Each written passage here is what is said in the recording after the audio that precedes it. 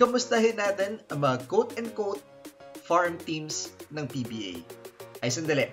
Tigilan na natin yung term na yan dahil baka may magalit. Tawagin natin silang underdog teams.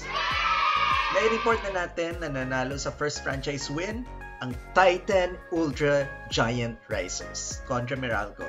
Sabi nga natin noon, sana hindi na farm team tong bagong franchise na to. Ang Phoenix Fuel Masters naman, binigyan ng mabigat na opening schedule. TNT at San Miguel agad. Natalo sa una pero bumawi sa pangalawa. Blackwater Bossing, panalo rin sa kanilang opening game kontra Terra Firma Jeep sa labanan ng sa labanan ng underdog teams. Pero pagkatapos, gustong humabol ng Jeep. After 11 straight losses na tumagal ng halos 6 na buwan, finally, balik sa win column ang Terra Firma.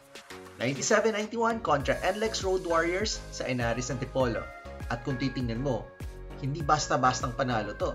Kasi yung NLEX galing pa sa upset win laban sa defending champs, San Miguel Beer. Pero ngayon, sila naman ang na-upset.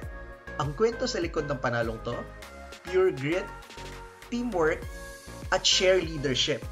Hindi lang sa court, pero pati sa coaches. Officially, si Ronald Tubid ang head coach sa record books. Pero sabi niya mismo, sa team namin, there's no head coach. Lahat kami doon head coach. Ang setup ng Jeep ngayon, collaborative coaching. Sina Jeff Napa at Jaren Harencio ay nagbibigay ng inputs. Minsan pa nga, mas hands-on pa sa play calling. Si Napa, galing sa panalo ng NU laban sa Lasal nung UAAP. Dumiretso pa sa Antipolo para tumulong sa second half.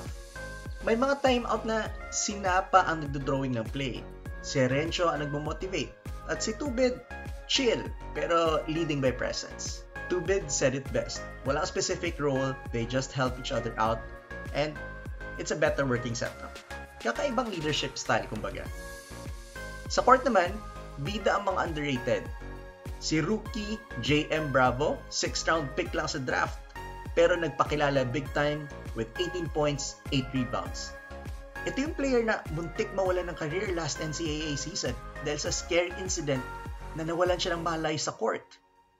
Ngayon, bumangon, literally at figuratively.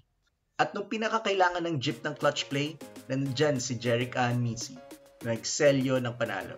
Para sa team na ilang beses nang naibalitang binibenta na daw, itong panalong to, ibang klase ang meaning. Sarap ng pagkapanalo kapag halos walang naniniwala sa'yo, di ba? So ngayon, tanong ulit natin, farm team pa ba to o simula to ng isang bagong identity ng Terra Firma Jeep? Comment mo kung ano nabasa mo. Lucky break lang ba o simula to ng momentum? Sana this is a good sign of things to come. Hindi para nung dating nananalo yung Jeep, bigla na trade lahat. Because we all want parity and competitiveness in the league. Like at subscribe at hit mo yung bell para sa susunod na episode ng The Pinoy Step.